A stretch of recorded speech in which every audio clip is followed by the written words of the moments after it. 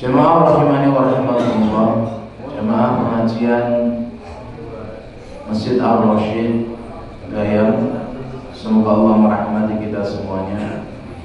Alhamdulillah, kita bersyukur pada Allah Subhanahu wa taala atas nikmat yang Allah berikan kepada kita, sehingga di bulan Dzulqa'dah ini Allah Subhanahu wa taala mudahkan kita untuk melaksanakan ibadah, melaksanakan amal yang saleh. Di antaranya adalah sholat Isya berjamaah, kemudian kajian rutin malam Rabu. Dan kajian kita yang pekan pertama adalah masalah aqidah, masalah tauhid. Anak tadi bingung, ya. Sebenarnya sudah sampai bab mana? Karena kitab tauhid ini diulang-ulang bolak-balik dikaji, jadi coretan semua. Ini yang mana ini Pak? Ya. Ternyata sudah kita bahas tentang ruqyah dan tamimah, ya. Sudah selesai belum? Belum. Ini nanti berarti murajaah dan menambahkan yang belum selesai. Kemudian salawat dan salam semoga tercurahkan kepada Nabi kita yang mulia, Nabi Muhammad sallallahu alaihi wasallam, kepada keluarga beliau, sahabat-sahabat beliau, dan seluruh kaum muslimin yang senantiasa mengikuti beliau dengan baik sampai hari kiamat. Jemaah rahimani wa rahimakumullah, kita sekarang berada di bulan Dzulqa'dah. Dan bulan Dzulqa'dah ini, ya, salah satu bulan yang dimuliakan dalam Islam. Artinya apa? Dzulqa'dah. Dzul itu artinya memiliki, al-qa'dah nama artinya qadah, qadah yang utuh. Hebat coba yang belajar bahasa Arab. Qadah yang utuh artinya jalasa yajlisu. Apa jalasa yajlisu? Duduk. Berarti qadah duduk. Jadi bulan Dzulqa'dah dahulu orang-orang jahiliyah itu mereka tidak melakukan perjalanan jauh, mereka tidak perang, ya, mereka duduk-duduk. Dan Islam datang maka menyempurnakan, sebagaimana Rasulullah SAW diutus untuk menyempurnakan akhlak yang mulia. Demikian hukum-hukum yang ada pada jahiliyah itu yang salah diluruskan, yang kurang disempurnakan. Dan bulan Dzulqa'dah ini adalah salah satu bulan yang haram. Sebagaimana Nabi mengatakan salasun mutawaliyat, 3 yang berurutan, Dzulqa'dah, Dzulhijjah, dan Al-Muharram. 3 bulan ini kita diperintahkan untuk beramal soleh.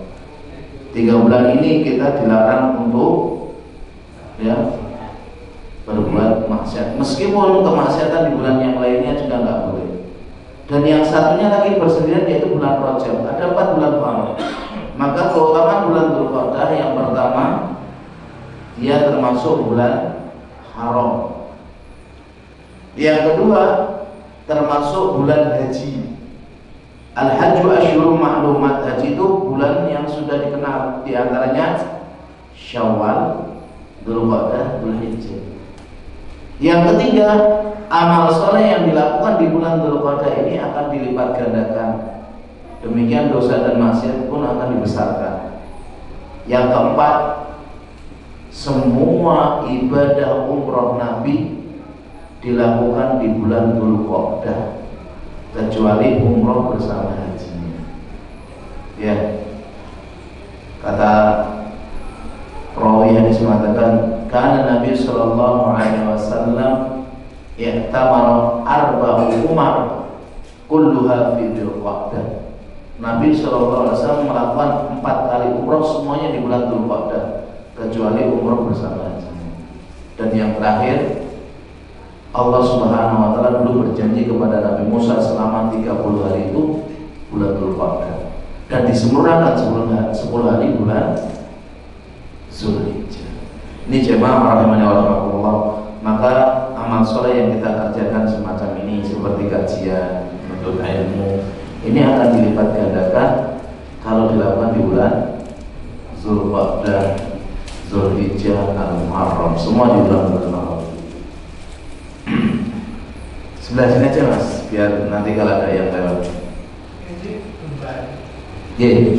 Jemaah rahimani wa rahimakumullah, di pertemuan yang lalu sebelum Ramadan kita sudah membahas tentang ruqyah, tamimah, tiwalah yang hadir. Apa itu ruqyah?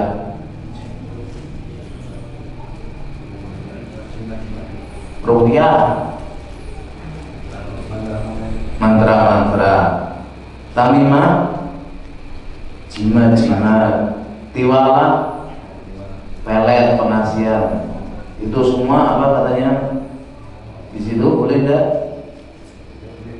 Tidak boleh ya. Jadi Nabi SAW dalam hadis yang sahih riwayat Imam Ahmad dan Abu Dawud mengatakan inna ruqa wat tamaima wat tiwalata syirkun.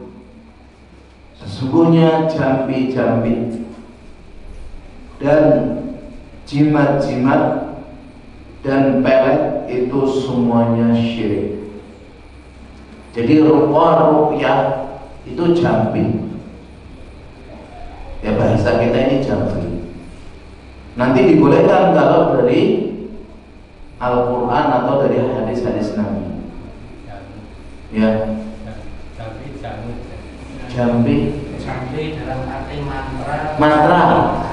Karena ada arti jambi itu jamu ramuan Jawa itu. Jambi. Bukan jambi-jambi. Nah, ini kan dua kali jambi. Jambi itu mantra. Ya mantra. Ya. Oh, itu boso yang enggak pakai kaidah. Jemaah rahimani wa rahimakumullah. Kemarin sudah kita pertemuan itu sudah kita jelaskan dulu istrinya Abdullah bin Mas'ud siapa namanya? Zainab. Ya. Zainab salah satu nama yang masyhur di kalangan Arab. Nah, Abdullah bin Mas'ud punya istri namanya Zainab. Zainab ini pernah ngomong, ya. Dia pernah menceritakan bahwasannya Zainab ini pernah minta diruqyah atau datang kepada seorang laki-laki Yahudi, matanya kan gerak-gerak terus. Bahasa kita ini apa namanya? Kedutan atau kemudian pakai jambi-jambi sama orang Yahudi ini, kemudian langsung tenang. Nah, Abdullah bin Mas'ud mengatakan inna madzalika amalu syaitan. Jambi-jambi kayak gitu ini perbuatannya setan. Karena yansaquha biyadaihi. Setan itu menggerakkan mata itu dengan tangannya. Fa idza raqa qafa'anha. Kalau ada jambi-jambi maka berhenti. Dan Abdullah bin Mas'ud mengajari inna ma kana yakfiki, maka cukup bagimu istriku antakuni kama kana Rasulullah sallallahu alaihi wasallam yaqul, sebagaimana Rasulullah sallallahu alaihi wasallam katakan, adhibil ba'sa rabban nas ishfi anta syafi la shifaan illa shifauka shifaan la yughadiru saqama. Yang menghilangkan semua ini adalah Allah, Rabbnya manusia, yang menyembuhkan, dan engkau adalah zat yang maha penyembuh ya Allah. Tidak ada kesembuhan kecuali kesembuhan darimu yang tidak meninggalkan bekas. Ini jemaah. Jadi Nabi mengajarkan kalau jambi-jambi itu dengan kalimat-kalimat yang warid dari Nabi itu boleh. Itu namanya ruqyah syar'iyyah. Jadi kalau kita mau ruqyah syar'iyyah, yaitu dengan Al-Quran atau dengan hadis Nabi Shallallahu Alaihi Wasallam. Di sini kemarin sudah diterangkan semua ya, ruqyah ya disebut juga dengan azaim. Ada yang mengatakan azimat. Tapi dijelaskan kalau ruqyah itu adalah dari Al-Quran, dari hadis, maka itu boleh. Adapun selain itu maka tidak boleh, meskipun nanti bisa untuk mengganti atau nambahi. Ya. Demikian juga ya masalah tamimah. Tamimah ini terjadi perselisihan para ulama, yaitu tamimah itu maksudnya jimat. Kalau jimatnya itu dari selain Al-Quran, dari selain hadis, maka ulama melarang. Dan yang membolehkan itu dengan Al-Quran atau dengan hadis Nabi. Cuma ini tidak semuanya ulama kalangan sahabat itu setuju. Ya, sebagian salaf membolehkan, sebagian salaf lagi melarang. Di antara yang membolehkan adalah Abdullah bin Amr bin As. Dan di antara yang melarang adalah Abdullah bin Mas'ud, Abdullah bin Abbas, dan juga ya dari tabi'in Ibrahim An-Nakhai, Ibrahim bin Yazid An-Nakhai Al-Kufi. Ini Yazid nanti punya anak namanya Ibrahim bin Yazid. Dikasih apa namanya nisbahnya ke siapa. Dan yang lebih nampak dalilnya di sini terangkan adalah dilarang yang selain dari Al-Quran. Ya, dilarang kalau jami-jami meskipun dari Al-Quran, karena pertama dalilnya itu umum larangan. Yang kedua saddu dzari'ah, menutup pintu-pintu kesyirikan. Dan yang ketiga ya tidak dilakukan oleh Nabi Shallallahu Alaihi Wasallam. Tidak dilakukan oleh Nabi Shallallahu Alaihi Wasallam. Ada sebagian orang itu pakai jimat, alasannya dalilnya dengan dalil dari hadis ataupun dari Al-Quran. Dalil mereka pertama, kan Rasul Shallallahu Alaihi Wasallam mengatakan, "Man ta'allaqa syai'an wukila ilaihi." Ini dalil orang yang pakai jimat dengan menggantungkan ayat suci Al-Quran. Apakah itu di mobil, di rumah, di anak kecil atau yang lain. Dalil pertama mereka pakai hadis Nabi, hadisnya sahih. Barang siapa yang menggantungkan sesuatu, dia akan dipasrahkan dengannya. Ini kan Al-Quran, kita dipasrahkan dengannya. Ya. Maka jawabannya, sanggahannya, iya, orang yang bergantung dengan Al-Quran bahasa Al-Quran itu bagus, tapi Nabi SAW dan para sahabat tidak pernah menggantungkan ayat suci Al-Quran pada anak-anak mereka, demikian juga pada rumah mereka atau kendaraan mereka. Dalil yang mereka gunakan nomor 2, Al-Quran itu obat, Al-Quran ini penyembuh, sebagaimana mengatakan wa nunazzilu minal Qur'ani ma huwa syifaa wa rahmatan lil mu'minin. Dan kami turunkan dari Al-Quran, Al-Quran ini sebagai syifa, sebagai penyembuh dan rahmat bagi orang beriman.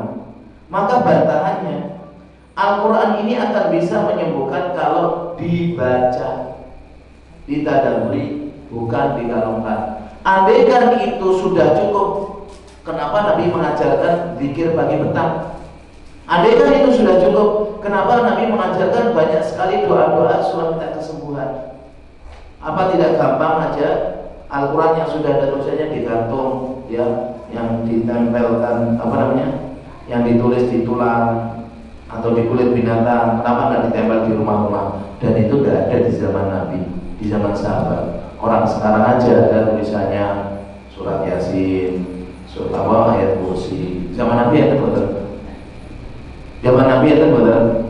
Nggak ada. Zaman Nabi Qurannya ditulis di mana? Di tulang, di kulit, di batu, dan itu nanti dikumpulkan jadi satu. Yang ketiga, mereka berdalil dengan ucapan Nabi waktu Nabi tanya tentang ruqyah. I'ridu alayya ruqakum. Ya, coba sampaikan kepadaku ruqyah-ruqyah kalian, bagaimana bentuknya. Kemudian setelah itu Nabi mengatakan, la ba'sa birruqa ma lam yakun fihi syirkun. Tidak masalah ruqyah itu, jambi-jambi, kalau tidak ada unsur kesyirikan. Tapi perhatikan, tamimah, jimat yang digantung, yang ditempel, yang ditaruh, itu beda dengan ruqyah. Ya, kalau ruqyah itu dibaca, sedangkan jimat-jimat itu hanya ditempelkan, hanya digantung, hanya dipasang. Maka ini tidak bisa menganalogikan sesuatu yang berbeda. Bisa dipahami jemaah? Jadi ruqyah berbeda dengan yang namanya jimat. Ruqyah itu kalau dengan Al-Quran dan hadis boleh. Kalau selain itu dengan mantra-mantra yang tidak bisa dipahami nggak boleh. Itu jambi-jambi, itu badukun atau agama-agama lain juga punya jambi-jambi semacam itu nggak boleh. Kalau kita Bismillahirrahmanirrahim boleh. Yang kedua jimat, kalau jimat umum nggak boleh. Meskipun ada sebagian salafun saleh mengatakan boleh, ya, tapi pendapat yang rajih tidak boleh. Sebagaimana Ibrahim An-Nakhai pernah mengatakan, kanu yakrahuna tamaim kullaha.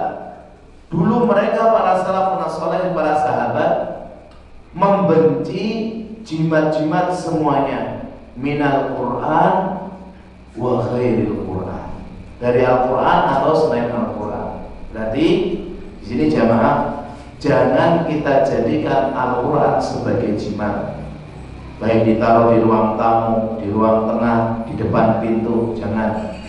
Jangan jadikan Al-Quran atau ayat tertentu sebagai jimat.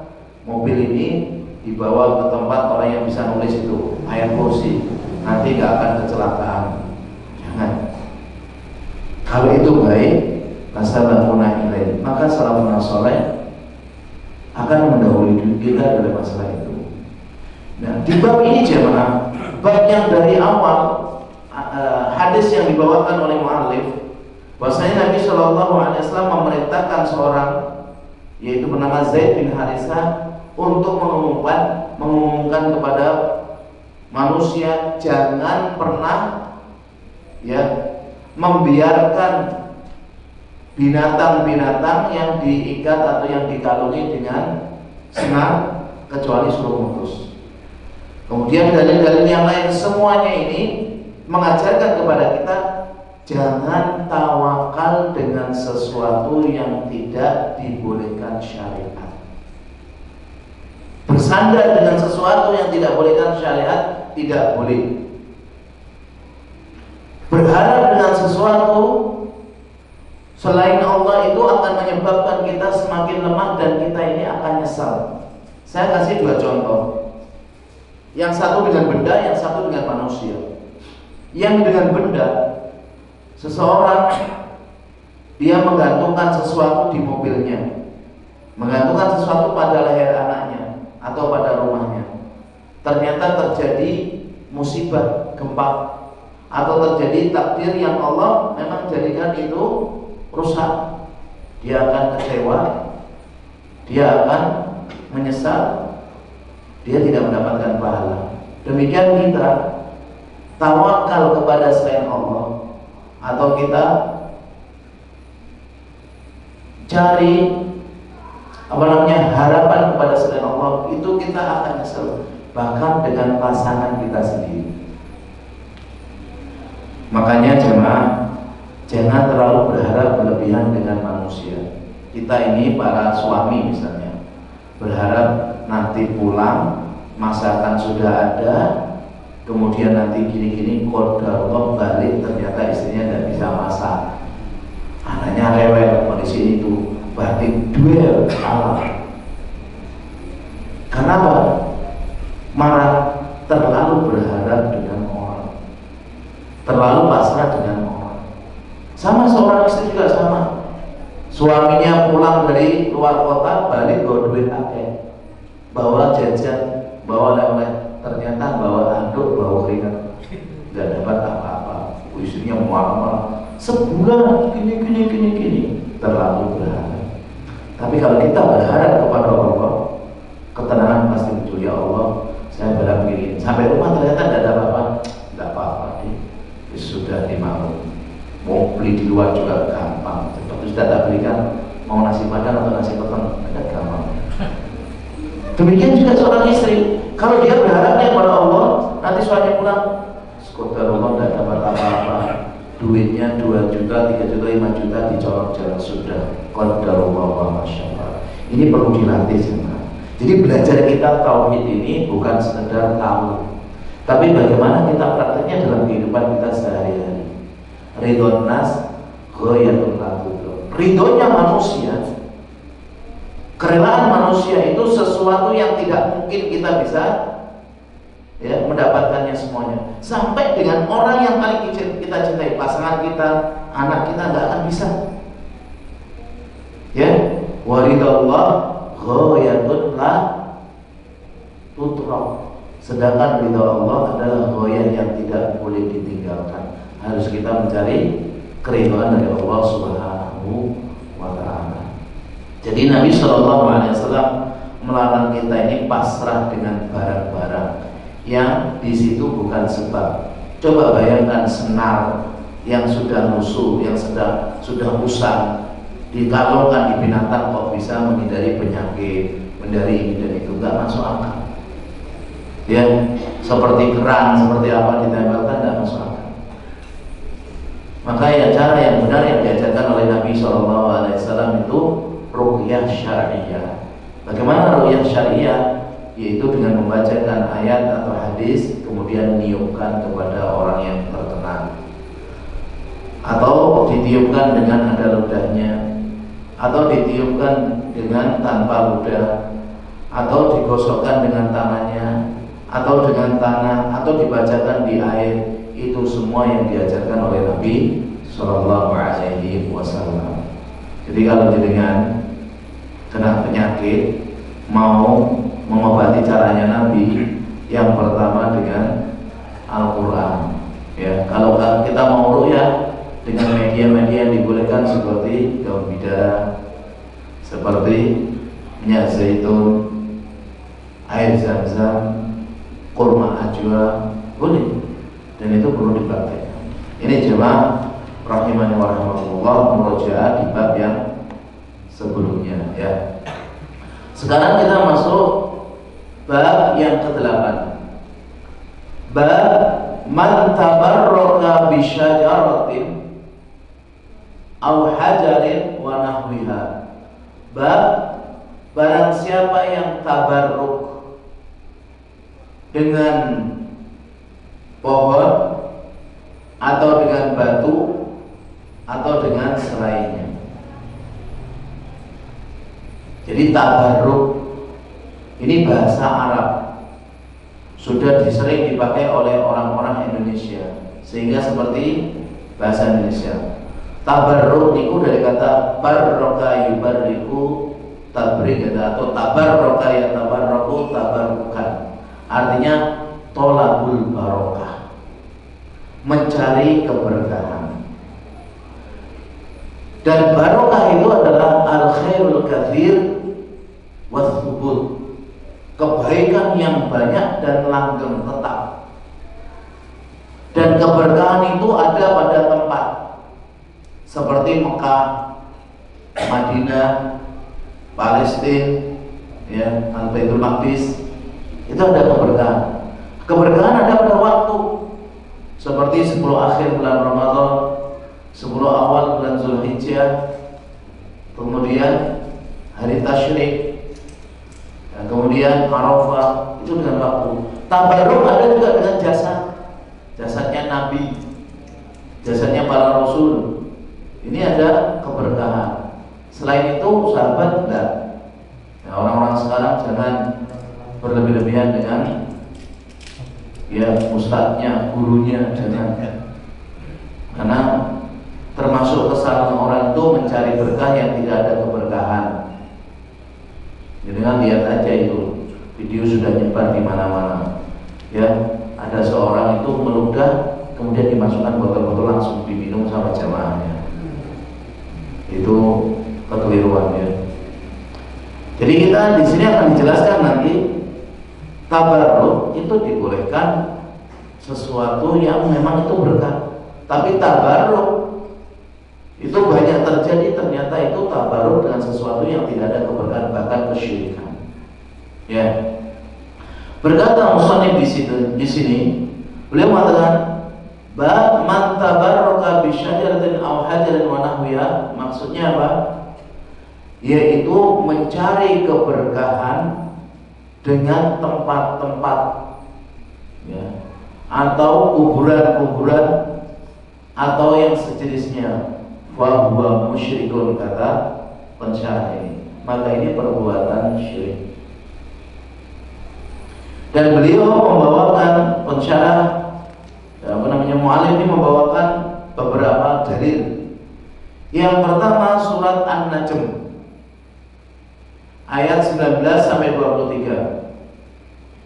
Afara'aitumul Lata wal Uzza, tahukah kalian bagaimana menurut kalian tentang Lata dan Uzza?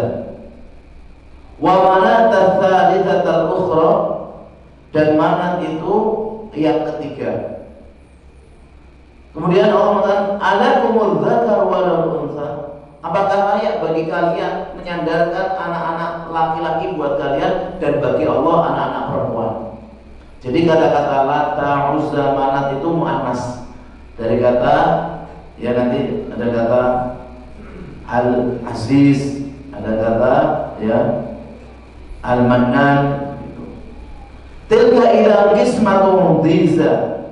Kalau begitu kalian membagi, orang-orang jahiliyah kan maunya anak-anaknya laki-laki.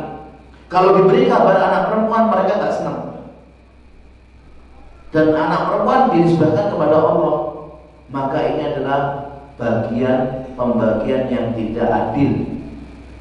In hiya illa asma'un, nama-nama Uzza, Manat, ya, nama-nama Lata tadi adalah nama-nama samaitumuha antum wa aba'ukum, yang kalian menamainya dan bapak-bapak kalian. Ma anzalallahu biha min sultan. Allah tidak pernah memberikan keterangan sedikit pun tentang nama-nama tersebut. Iyattabi'una illa dhann, dan kalian mengikuti hanya persangkaan saja. Wa ma tahwal anfus, sedangkan hati itu tidak ya menyenanginya. Wa laqad ja'ahum min rabbihimul huda, sungguh telah datang kepada ya mereka dari Rabb mereka berupa petunjuk. Jamaah rahimani wa rahimakumullah. Jadi orang-orang jahiliyah itu membuat patung-patung dikasih dengan nama-nama yang itu buatan dari nenek moyang mereka, seperti Lata, Uzza, Manat, dan nanti kita akan tahu siapa mereka. Sebenarnya kata Allah, Lata, salah satu Tuhan yang mereka sembah, ya, ini Bani Thaqif membuat patung besar namanya Lata. Uzza ini Bani Kinanah, orang-orang Quraisy. Dan Manat ini punya Bani Hilal.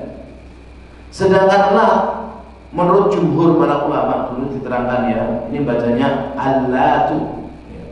Ibn Abbas juga membaca Allatu. Itu adalah sebuah nama yang dulunya ya, ini adalah orang yang suka buat makanan untuk para jemaah haji. Lata yalutu itu artinya mengaduk adonan roti. Nah, sebagian orang, bahkan para ulama menjelaskan Lat ini muannasnya ya dari kata apa? Al-Ulu ya. Sedangkan Uzza Al-Aziz. Dan Lata ini bentuknya sakhra bayda mangkusha. Bentuknya patungnya batu besar yang dipahat. Jadi bentuknya batu besar dipahat, batunya warnanya putih. Kemudian di atasnya ada dibangun bangunan. Dan ini tempatnya di Taif. Ya, yang muliakan Bani Thaqif tadi. Dan di situ dikelilingi dengan astar, berarti dikelilingi dengan pagar. Wasadana, dan ada juru kuncinya. Dan di sekelilingnya juga ada fina. Fina itu berarti halaman yang luas, yang orang-orang biasanya mengagungkan tabaruk di situ, ya, yaitu Banu Saqif dan yang lainnya. Dan dulu, tak kala Nabi SAW sudah menaklukkan di Mekah, memerintahkan Mughirah bin Syu'bah suruh menghancurkan tempat itu sehancur-hancurnya, suruh bakar semuanya pakai api. Ya, ini perhatikan jemaah. Nabi itu mengajarkan, dan tak kala Nabi sudah punya kekuasaan di Mekah, Nabi memerintahkan tempat-tempat kesyirikan dihancurkan. Ya, tentunya dari batu. Yang kedua, ya, berpendapat tadi yang saya sampaikan, Lata itu sebenarnya nama orang yang dulunya itu suka bikin adonan roti, makanan buat para jamaah haji. Tapi tak kala beliau sudah meninggal dunia, orang-orang itu sering melakukan i'tikaf, melakukan peribadatan di kuburannya. Kemudian akhirnya dibangun sebagaimana yang tadi kita sebutkan. Ya. Yang kedua, manat. Kalau manat nomor 2 ya. Uzza dulu. Kalau Uzza, sebentar.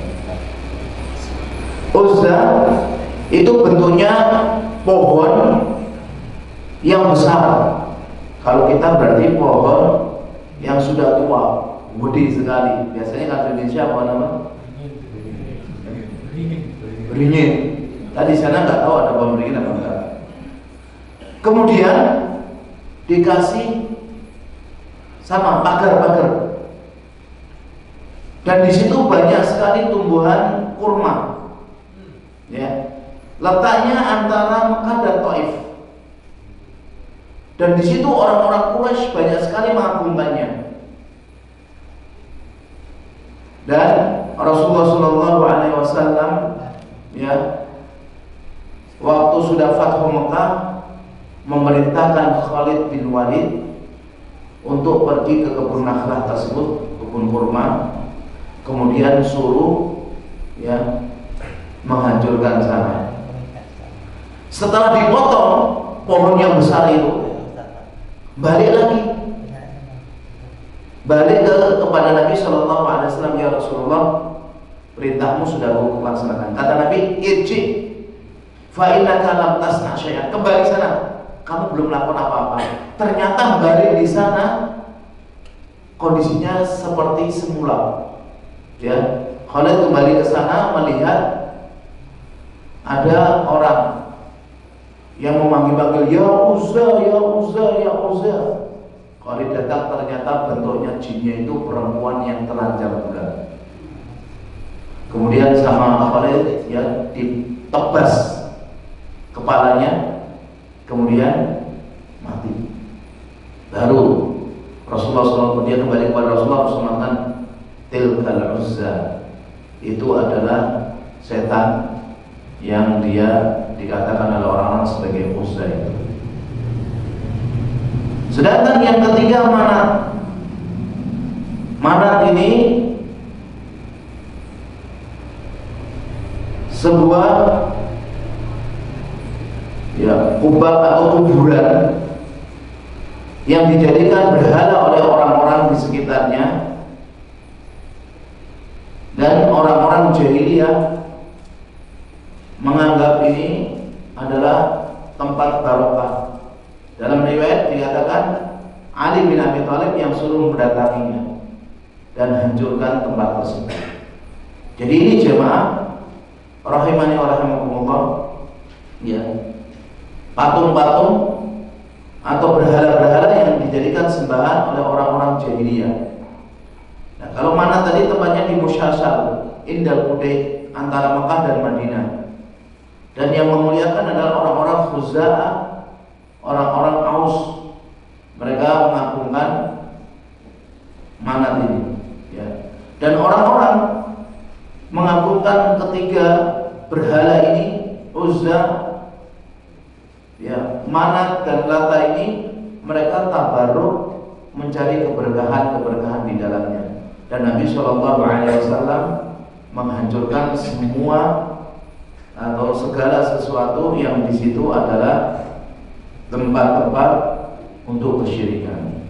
Jadi jemaah rahimani wa rahimakumullah, jangan kali ya, jangan kali sesuatu yang para sahabat itu minta untuk dijadikan tabarruk, itu Nabi kalau itu bukan tempat berkah, Nabi aja melarang. Maka dalil yang kedua disebutkan oleh Abu Waqid Al-Laisi. Beliau menceritakan, kharajna ma'a Rasulillah sallallahu alaihi wasallam ila Hunain. Kami para sahabat keluar bersama Nabi sallallahu alaihi wasallam di Hunain. Wa nahnu hudatsa'u ahdin bi kufrin. Nah, dan kami sebagian besar sahabat ini baru masuk Islam. Kemudian mau pergi ke perang Hunain. Kemudian pas waktu jalan melihat ada pemandangan, yaitu pohon bidara milik orang-orang musyrik. Walil musyrikina sidratun yaqufuna 'indaha wa yanutuna biha asliyatahum. Orang-orang musyrik itu punya satu pohon yang mereka itu biasa kumpul-kumpul di situ, ngobrol-ngobrol di situ, dan menggantungkan pedang-pedang mereka, pedangnya, panahnya, tombaknya digantungkan. Yuqalu laha dzatu anwar. Pohon tersebut dikasih nama dzatu anwar. Ya. Famarna bi sidratin, setelah melewati itu ngobrol-ngobrol sahabat. Setelah itu ada pohon gede kosongan, enggak ada milik siapa-siapa. Melewati pohon bidara juga. Faqulna, maka kami banyak yang ngomong, ya Rasulullah, ij'al lana dzata anwar kama lahu dzatu anwar. Ya Rasulullah, bikinkan kita ini dzata anwar ya Rasulullah. Jadikan pohon ini pohon milik kita, terus nanti digantung senjata-senjata itu biar lebih tajam, biar lebih berkah. Nanti kalau nebas musuh langsung kena, langsung mati. Ya, bikinkan kami dzata anwar sebagaimana mereka punya dzatu anwar. Apa yang dikatakan Rasulullah pada para sahabat yang baru masuk Islam ini? Apa tuh? Gak apa-apa gitu? Oh, gak enak gitu? Tidak. Kata Rasulullah SAW mengatakan, Allahu Akbar, Allah Maha Besar. Innaha sunnah.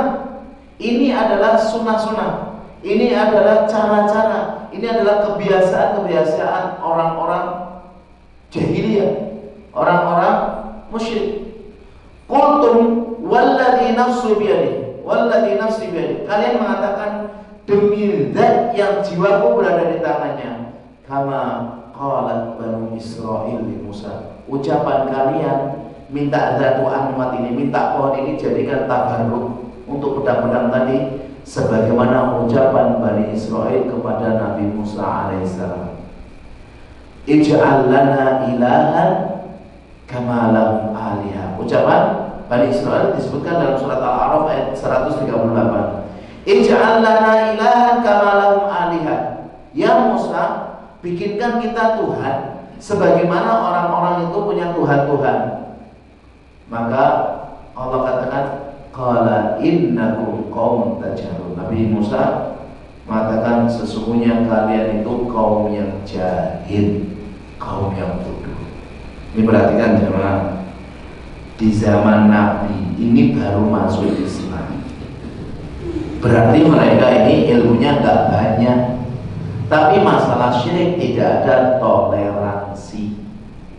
Ya jemaah, jangan kita ini justru malah sudah lama Islam, sudah kajian, Pak ini juga ini, oh buatan apa-apa, Pak ini buatan apa-apa.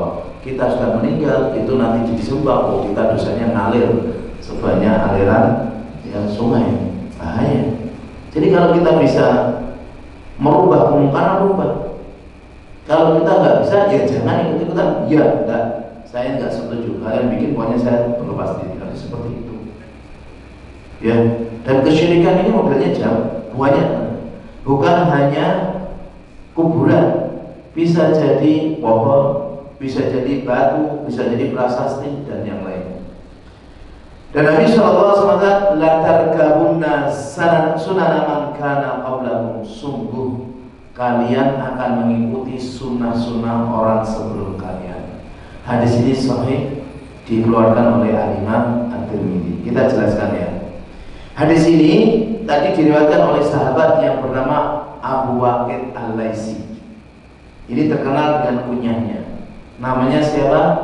Namanya Al-Haris bin Auf. Terkenal dengan kunyahnya Abu Waqid Al-Laisi. Ada juga yang mengatakan dalam bab ini bukan hanya Abu Waqid saja, ada juga Abu Sa'id yang meriwayatkan hadis ini, ada juga Abu Hurairah meriwayatkan hadis ini.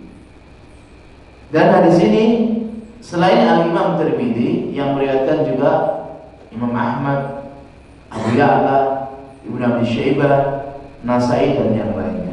Ya. Dan Abu Waqid tadi menceritakan kharajna ma'a Rasulillah. Kami keluar bersama Rasulullah SAW ila Hunain, kepada Hunain atau ke daerah Hunain. Di sini adalah perang yang akan dilakukan dan bersama Rasulullah, perang Hunain. Karena keluar bersama Nabi itu bisa jadi perjalanan jualan, bisa jadi perjalanan perang, bisa jadi perjalanan yang lain. Ya, di sini tapi diterangkan di riwayat Imam Tabarani, ghazawna ma'a Rasulullah, berarti mau ghazwa. Ghazwa berarti mau perang, ya. Wa nahnu hudatsau ahdin bi kufrin, di sini tadi diterangkan kami ini baru masuk Islam. Maksudnya kalau orang baru masuk Islam itu banyak hal yang enggak tahu. Ya seperti mu'allaf, itu banyak sesuatu yang mereka enggak ketahui banyak. Tapi untuk masalah-masalah fikih itu dimaklumi sama Nabi. Ada orang namanya Abdul Hakam Al-Aslami, masuk Islam beberapa waktu sholat. Kemudian ada temannya bersin, alhamdulillah dia yarhamukallah, dilihatin lagi sholat malah ngobrol. Aku salah sih ngobrol, apa salah itu doakan ini, oh tambah rame. Nabi nggak nyalahkan, nggak keras. Habis sholat cuma tanya, tadi siapa yang ngobrol? Tadi siapa yang ngobrol? Padahal umurnya di atas 50. Kulo nggih Rasul. Nah Nabi terangkan sholat itu hanya zikrullah, tasbih, tahmid, tahlil. Tapi nggak dimarahin karena masalah hukum ahkam. Tapi masalah ini, walaupun mengatakan kami ini baru masuk Islam, Nabi nggak pakai ya wis apa-apa wis. Masalah akidah nomor 1. Ya.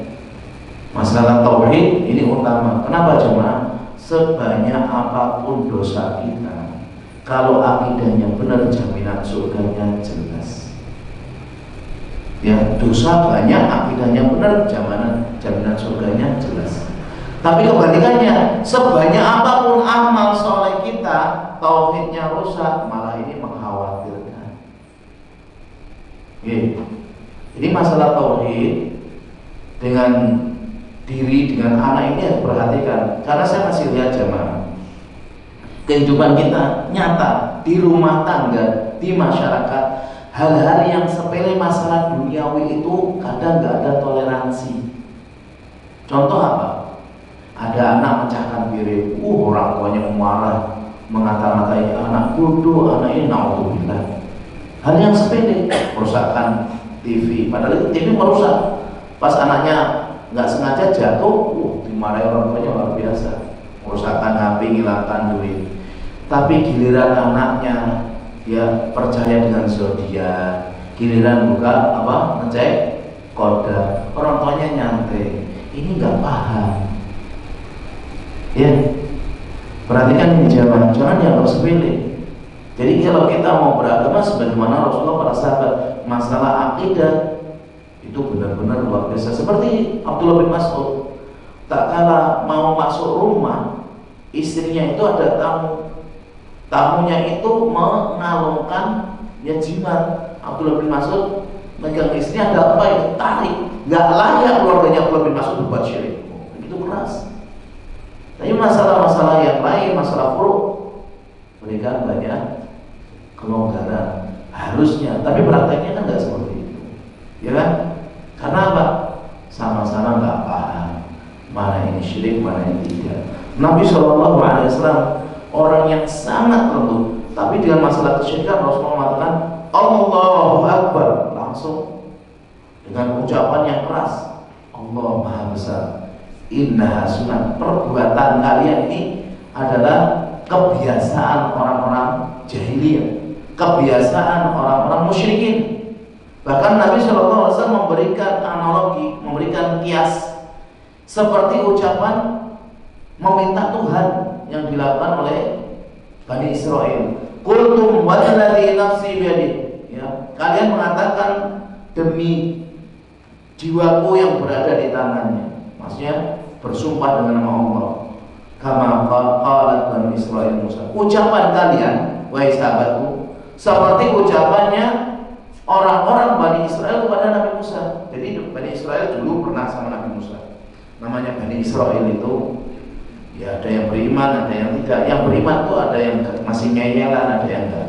Nah, ini sama Nabi Musa, lihat ada orang-orang bikin patung, di situ disembah Nabi Musa bikinkan kita Tuhan, coba minta bikinkan Tuhan. Ini bukan anak-anak kecil, ini orang dewasa. Nabi Musa banyak sabarnya. Wong Nabi Musa ngajak perang, Nabi Musa sampai perang aja sama Tuhan, tak duduk di sini. Ini Bani Israel. Nah, pas waktu Nabi Musa sudah bilang sama Bani Israel, kita akan diselamatkan oleh Allah.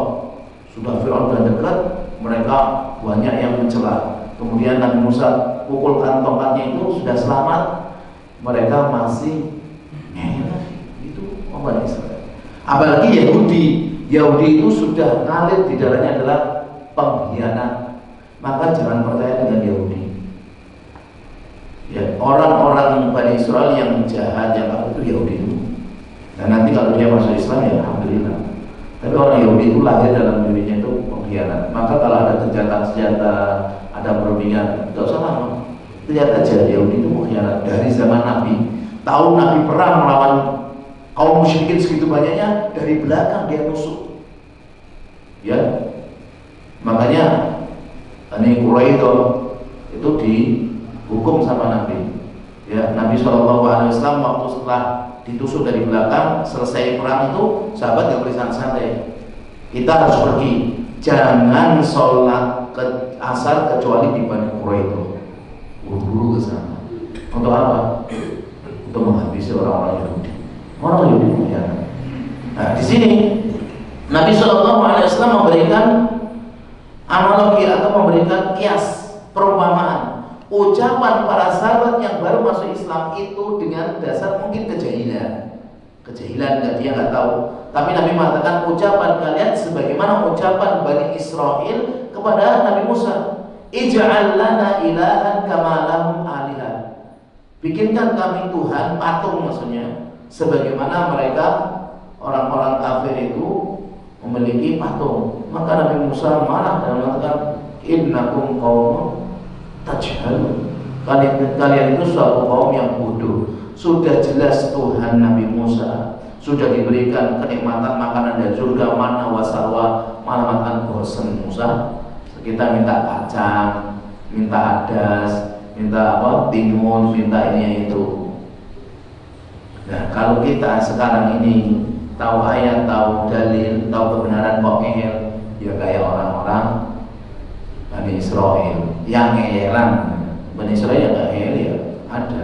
Ini yang ngeyelan, apalagi Yahudi super ngeyel lagi. Ya. Dan Nabi SAW mengatakan la tarkabunna sunana man kana qablakum. Sungguh di antara kalian umatku, ya umat Islam ini akan ada yang terus-menerus mengikuti jalannya orang-orang sebelum kalian. Dalam ayat riwayat yang lain, kalian itu akan mengikuti jalan-jalannya orang-orang Yahudi, orang-orang Nasrani sedikit demi sedikit. Dan Nabi SAW dalam hadis yang lain mengatakan ada beberapa perkara yang kalian tidak akan pernah bisa meninggalkan semuanya. Apa diantaranya? Berbangga dengan nasab, mencela orang, dan juga niyahah, meratapi mayit. Dan ini sekarang masih ada. Ada nggak kaum muslimin yang berbangga-bangga dengan nasab? Banyak. Ada nggak kaum muslimin yang masih suka mencela saudaranya? Banyak. Dan ada masih nggak kaum muslimin yang melakukan ritual-ritual niyahah, meratap? Ada nggak? Melakukan 3 hari, sehari, 3 hari, 7 hari, 40 hari, 100 hari, 1000 hari, itu namanya niyahah. Banyak sekali. Dan Nabi mengatakan an-na'i idza lam tatub qabla mautiha tuqamu yaumal qiyamati sirbalun min qatiran wa sirbalun min jarab. Barang siapa yang dia ini suka meratap kematian dan dia belum tobat sebelum matinya, maka nanti pada hari kiamat akan dibangkitkan dan dipakaikan baju dari timah atau baju dari kudis. Berat. Makanya kita jangan melakukan ratapan-ratapan kematian. Dan yang paling jatuh ratapan kematian adalah Syiah. Syiah itu waduh Ali, waduh Husain, ratap dengan merusak dirinya sendiri. Ya, dan ini sekarang diikuti oleh sebagian kaum muslimin, dan itu benar apa yang dikatakan oleh Nabi Sallallahu Alaihi Wasallam. Jemaah rahimani wa rahimakumullah, dalam hadis tadi ya, Nabi Sallallahu Alaihi Wasallam takut sekali kalau umatnya itu terjerumus dengan kesyirikan, ya, sehingga Nabi Sallallahu Alaihi Wasallam ngomongnya dengan kalimat yang keras. Dan doa Nabi Sallallahu Alaihi Wasallam di akhir hayatnya di antaranya adalah Allahumma la taj'al qabri wathanan yu'bad. Ya Allah, jangan Engkau jadikan kuburanku sebagai berhala yang nanti disembah. Ya. Jemaah rahimani wa rahimakumullah. Jadi kalau pohon, kalau batu, kalau kayu, apapun yang tidak ada di situ keberkahan, maka seseorang tidak boleh mencari berkah. Ya. Bahkan waktu Umar bin Khattab menjadi khalifah dan beliau dikabari, Umar kan ini di Madinah, ada pohon di Mekah, ya pohonnya juga pohon bidara, yang dulu Nabi Shallallahu Alaihi Wasallam melakukan perjanjian yang dikenal dengan Bayatul Ridwan. Nah, di situ Umar dikabari bahwasanya sebagian orang-orang kaum muslimin mereka mendatangi tempat tersebut untuk tawaf, untuk sholat, untuk zikir. Kata Umar bin Khattab, suruh seseorang babat pohon itu, dihabiskan. Ini perhatikan, kalau itu zaman kita ada pemerintah seperti itu, ramai tidak masyarakat? Ramai sekali. Jadi semua yang bentuk-bentuk kesyirikan harusnya dihilangkan. Masalahnya masyarakat kita tidak tahu kalau itu syirik. Jadi kan baca kitab Ushulus Sittah karangan Syekh Muhammad bin Abdul Wahab, kemudian keterangannya dari Syekh Abdul Razak atau Syekh Shalal Fauzan atau ulama-ulama yang lain, itu terangkan banyak masyarakat yang tidak paham tentang kesyirikan. Syirik menurut masyarakat yang tersebar, terutama di Indonesia, di orang Indonesia, itu kalau kita sujud, rukuk dan sujud kepada batu, rukuk dan sujud kepada kayu. Kalau orang itu mendatangi kuburan, meminta kepada kubur, itu namanya ta'dhimus sholihin. Nah, itu yang jadi masalah. Ini memuliakan orang soleh, ini enggak syirik. Kita meminta kepada mereka itu sebagai perantara. Yang memberikan itu Allah. Nah, ini pemahaman yang semacam ini yang keliru. Apakah Umar tidak paham masalah syirik? Apakah Nabi tidak paham masalah syirik? Apakah mereka para sahabat tidak paham masalah syirik? Tidak. Justru Nabi orang yang sangat paham tentang syirik, yang Orang baru masuk Islam aja sudah ditegur sama Nabi. Nabi tidak mengizinkan dan justru menyalahkan permintaan sahabat ini. Dan Umar bin Khattab apakah tidak tahu kalau pohon itu adalah pohon sejarah, pohon bayat yang dibuat Baitul Ridwan? Tahu sekali. Tapi Umar khawatir bahwasanya kaum muslimin akan melakukan sesuatu pengagungan yang di situ tidak ada keistimewaan. Kenapa Nabi dulu di situ? Karena memang ada pohon dan itu gampang. Besok di pohon ini gampang. Bukan karena pohon itu memiliki keutamaan dan itu. Ya sesuatu itu kalau memang ada Nabi jadi punya keutamaan. Tapi kalau dikhawatirkan di situ ada kesyirikan, maka Umar bin Khattab suruh tebang. Demikian juga Ali pernah diutus oleh Nabi, jangan biarkan ada kuburan illa sawaitahu, kecuali kamu yang ratakan, dan tidak ada yang bangunan kecuali kamu hancurkan. Kalau zaman sekarang seperti itu jadi ramai. Padahal kalau melihat sejarah Nabi, sahabat, ya khulafaur rasyidin dan yang lain, setiap ada tempat-tempat kesyirikan harus dimusnahkan. Makanya supaya kita ini paham, ngerti, ya, dan tidak terjatuh dalam kesyirikan, harus terus belajar tentang masalah tauhid yang semacam ini. Jamaah, Nabi itu 13 tahun di Madinah fokus tauhid, dan 10 tahun di Madinah tauhidnya tetap fokus, ditambah lagi dengan ahkam. Makanya Nabi di akhir hayatnya tetap memperingatkan umatnya tentang perbuatan syirik. Nabi dalam kondisi sudah nutup mukanya, bangun.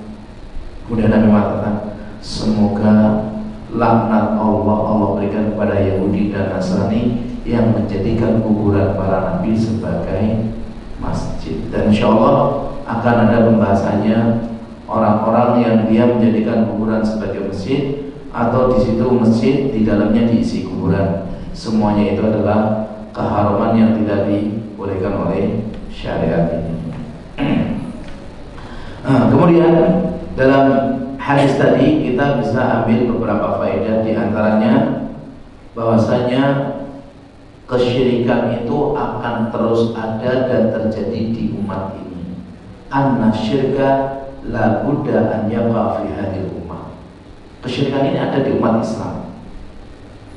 Ya, orang yang dia mengaku muslim, Islam, bisa terjadi atau tertimpa kesyirikan, siapapun kita. Maka jangan pernah merasa aman. Yang kedua, an-nasabiqina al-awwalina min as-sahaba wa man ba'dahum lam yakunu yaf'alu dzalika ma'a ghairi nabi sallallahu alaihi wasallam fi hayati wa la ba'da matihi. Ya, bahwasanya orang-orang yang terdahulu dari kalangan para sahabat dan setelahnya, mereka itu tidak melakukan tabarruk dengan orang-orang soleh, tidak melakukan tabarruk dengan pohon, dengan batu. Dan waktu Nabi masih hidup langsung ditegur. Ya. Dan seandainya tabarruk dengan batu, dengan kayu, dengan kuburan itu boleh, laukana khairan lasabaquna ilaih. Tentunya ada satu nukilan dari sahabat atau dari tabi'in, ada seorang sahabat yang tabarruk dengan kuburan, tidak ada. Tapi sekarang orang tabarruk dan kuburan, dengan batu, dengan ini dan itu. Bahkan orang Syiah itu yang ngaku muslim padahal semua orang mengkafirkannya, itu tabarruk dengan tanahnya Karbala, dijadikan obat, dijadikan ini dan itu buat mandi dan yang lain. Sebagian mereka kalau sakit nggak mau ke dokter, maunya muntah tanah Karbala, cepat mati. Iya, itu bukan obat, dan itu kotor. Kemudian juga jamaah rahimani wa rahimakumullah, ya, dibolehkan mengkiaskan, ya, memang kalau itu benar, seperti mengkiaskan makanan dengan makanan, ibadah dengan ibadah, dan tidak boleh mengkiaskan, ya, sesuatu yang memang itu tidak benar. Dan Nabi SAW mengkiaskan permintaan tadi pohon sebagai Dzatu Anwat, sebagaimana permintaan Bani Israel, ya, kepada Nabi Musa sebuah Tuhan. Berarti ini dibolehkan kalau memang kiasnya benar. Dan yang terakhir, anna fil man'i ala dzalika saddan lidzari'ati syirk, bahwasanya mencegah dilarangnya kita untuk datang ke kuburan, dilarangnya kita untuk mengagungkan pohon atau batu, ini adalah satu daroi, mencegah kemungkinan-kemungkinan yang tidak diinginkan. Perhatikan ya jemaah, Allah mengatakan wala taqrabuz zina, jangan mendekati zina. Jadi segala sesuatu yang mendekati seperti SMS-an, teleponan, kemudian rayu-rayuan kepada seseorang yang nanti menyebabkan zina itu hukumnya haram, apalagi berzinanya. Demikian juga masalah kesyirikan. Kita mengakukan berlebihan kepada pohon, kepada batu, kepada jimat, ini sudah haram, apalagi sampai ada keyakinan ini memberikan manfaat, menolak mudarat, maka itu lebih haram lagi. Dan kesyirikan ini sangat tersembunyi bagi umat ini, maka kita harus berhati-hati. Ini jemaah yang bisa kita sampaikan pada pertemuan kali ini, mudah-mudahan bermanfaat bagi kita semuanya. Mungkin ada pertanyaan, kalau ada pertanyaan. Ada pertanyaan bukan? Jelas? Di rumah kalau punya apapun barang-barang, ya jangan jadikan jimat, meskipun itu barang yang sudah lama. Ya seperti besok mau nyembelih sapi, kayak gini-gini ya. Bulan depan itu sudah masuk Zulhijjah belum? Sudah. Saya misinya tentang pikir kurban aja ya. Ya. Insya Allah saya siapkan. Ini yang bisa kita sampaikan jemaah rahimahullah. Kurang lebihnya mohon maaf jika ada benarnya semata-mata dari Allah Subhanahu wa taala. Jika ada kurangnya dan beliaunya itu dari saya pribadi dan juga dari syaitan. Kita tutup kajian malam hari ini dengan doa kafaratul majelis. Subhanallah wa bihamdika asyhadu an la ilaha illa anta astaghfiruka wa atubu ilaik. Assalamualaikum warahmatullahi wabarakatuh.